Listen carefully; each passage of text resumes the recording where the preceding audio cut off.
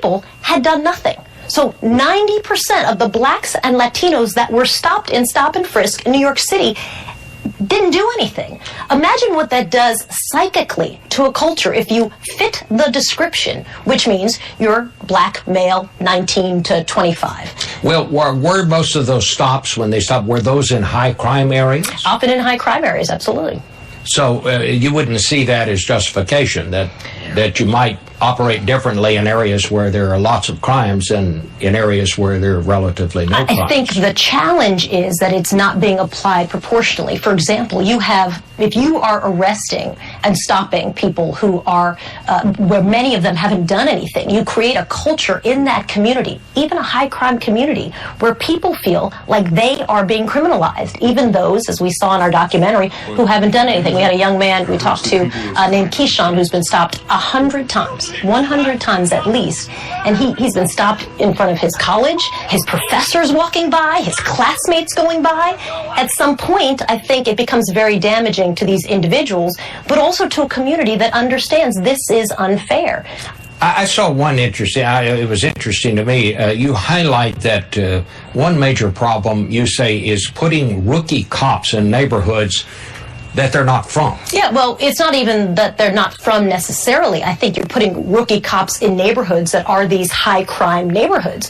We were out in the streets in some of the dangerous neighborhoods 3 days after the rookie cops had been brought onto the force. So, it's somehow almost like school teachers, where people say you ought to put your best teachers in the worst schools, not in the best schools. Most experienced, exactly. When I asked Commissioner Bratton about that, he used the word, think of it as a surge, which is a military term, if you will. And I think that what they're trying to do now in the police department, the NYPD, is to match those rookies with people who are more experienced so that they're helping them. You overwhelm an area, but with people who are inexperienced, that has been problematic. What is the one thing that you would say to people about after doing this work and looking at the problem? What needs to be done here? What's the most important thing to do? Understanding. When we did our first Black in America documentary 8 years ago, we talked to black families, whether they were poor, whether they were middle class, or they were rich, and they would tell me about the conversation, which is the conversation they have with their 11 or 12-year-old son, not about how to deal with the police. And white people would say to me, well, I tell my children they should be respectful of the police. And black people would say, I teach my son how to survive an interaction with the police, regardless of socioeconomic status. That is problematic, and that, I think, is at the core of all of these marches and anger that we've seen. Soledad O'Brien, nice to have you with us. Likewise, thanks so much. You bet. There you have it, ladies and gentlemen. Soledad O'Brien on Face the Nation. It is so unbelievable that you can do study after study,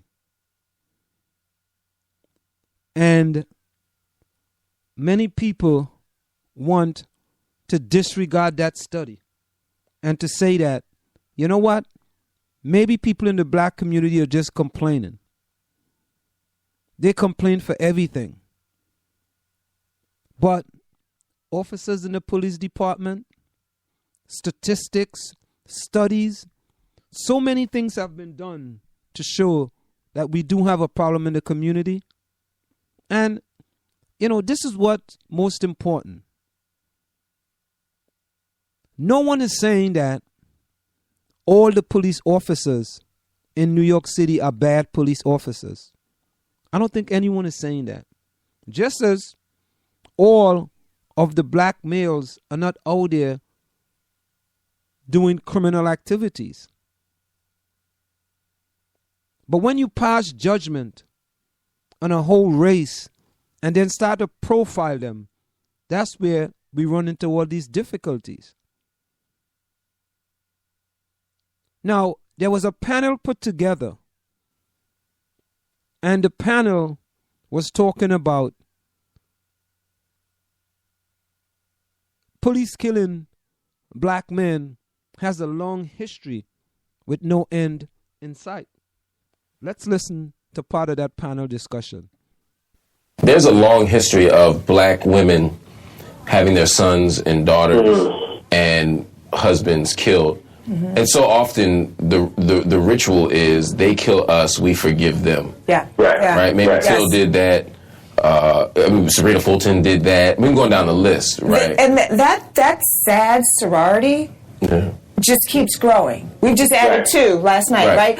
A wife and a mother. You know, when I first came to New York, Michael Stewart was murdered, right? And I was talking to Spike last night. I said, Spike, you remember Michael Stewart? He said, that's Radio Raheem. Like he based his character off of, and then after that we got, you know, Yusuf Hawkins, then Sean Bell, then Amadou. Like the names just keep stacking up, and that's the part where we don't get to breathe and we don't get to heal, because there's been no let up. There's bodies under all those bodies. There's families, there's children, there's communities broken forever. You know, and there's differences when like horrible things happen and people have accidents. This is when the police department does it with impunity. It is another kind of pain and fear, because they're fearing black men, we're fearing the police. So there's this awful cycle of fear going on, and no one feels safe.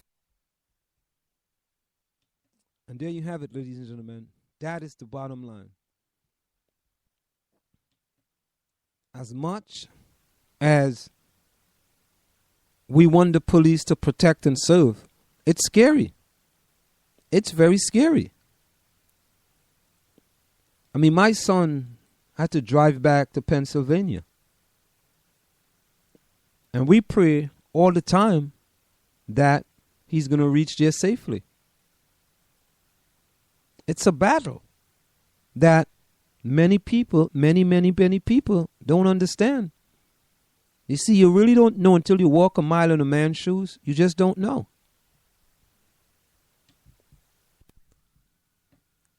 You just don't know. You know, I wanted to play this. I wanted to talk about two stories from South Africa. There is this tongue, this all-white tongue in South Africa that wants to keep apartheid alive. And a young lady went over to the tongue to find out if she can move in to the tongue. And this was a video by CNN. And in South Africa, you know, they are trying to keep apartheid alive. And you know, but sometimes you have to ask yourself that question. Is it wrong if they want to keep their community all white? Is it wrong for them to want that? Is it wrong for them to deny that they don't want black people to move into their community? Just asking the question.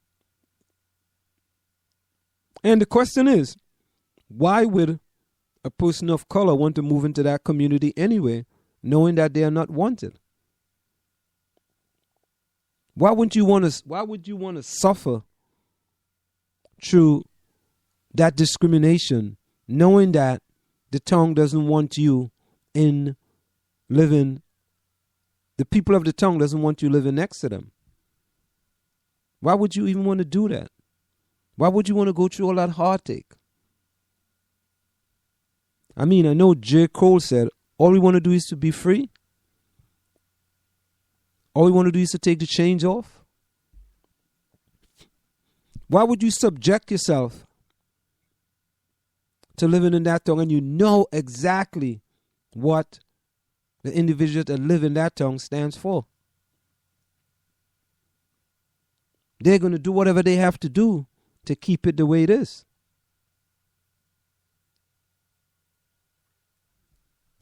So let's take a listen to that. Can you write by name for me, initials and surname? From the military-clad security at the gate to the sculptures and flags on display, this is apartheid-style living in democratic South Africa. It's called Kleinfontein, a whites-only private settlement about 30 kilometers southeast of the capital, Pretoria. Hello, Marissa. Spokeswoman Marissa Hasbrook is unapologetic about the criteria for residents they want here. Could I live in Kleinfontein?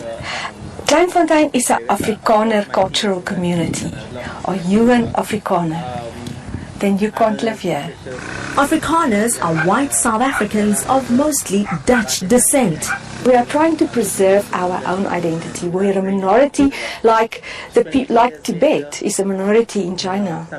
How does living next to a black person stop you from preserving and practicing your culture? But I can't speak Afrikaans all the time like we can do inside Kleinfontein. I can't just be a Christian. I can't even have my own hero because you're going to be offended. The hero she's talking about is Hendrik Verwoerd, a former South African Prime Minister considered the architect of apartheid. If you look over there, there's our community hall. But as she shows me around the sprawling Afrikaner enclave, Hasbrook insists the people here are not racist. My argument is that we won't allow white Afrikaner people here who are not aligned with our values. Kleinfontein is not the only community of its kind in South Africa. Orania in the Northern Cape is its better-known sister settlement. Orania and Kleinfontein have 2,000 inhabitants, a tiny fraction of the country's Afrikaner population. We don't really feel all that welcome in South Africa. And if I look at, we are saying, please give us just a little bit of independence, and everybody's coming down on us. They already run their own school and build their own infrastructure. And while the settlement has been criticized by political parties and ordinary citizens, their right to self-determination is protected by the Constitution. Ngepile Mabuse, CNN, Kleinfontein, South Africa. And there you have it, ladies and gentlemen. Still trying to protect whatever is left there in South Africa. But you know, the news is not all bad out of South Africa. It's not all bad. There is some very, very, very, very positive news coming out of South Africa. For many of you cricket fanatics, yes, if you know cricket, Themba Bavuma becomes South Africa's first black African test batsman after making his debut in Boxing Day Test in Port Elizabeth. Themba Bavuma has become the first black African batsman to play for South Africa when he came into bat at the number 6 spot in the second test against the West Indies at St. George's Park on Sunday. That was this Sunday, ladies and gentlemen.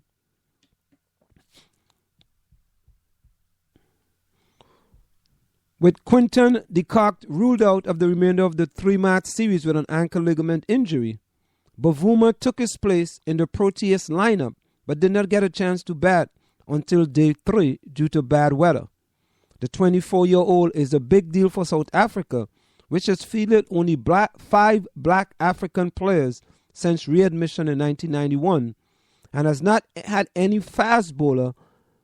Makaha Ninti last test end in 2009. So here we have the first black South African batsman, Themba Bavuma, and he's actually breaking the barriers in South Africa. So even though some are trying to keep it as is, think good things are happening. However, the occasion proved to be something of an anticlimax, as Bavuma lasted just 35 balls before gloving a sharp lifting delivery behind to depart for 10. Despite the fact that almost 80% of South Africa's population is black, Ntini is the only cricketer to have held on a regular place in the national side, taking 390 wickets in 101 tests. Fast bowlers Monde Zondeki and Mfunike Ngam and Lawabo Tusobe and wicketkeeper Tam Sokele all managed a combined 17 tests. I've come to realize there are a lot of people out there that I represent. I'm not just playing for myself, Bavuma said on Wednesday. I'm aware that it doesn't really change the ball game for me.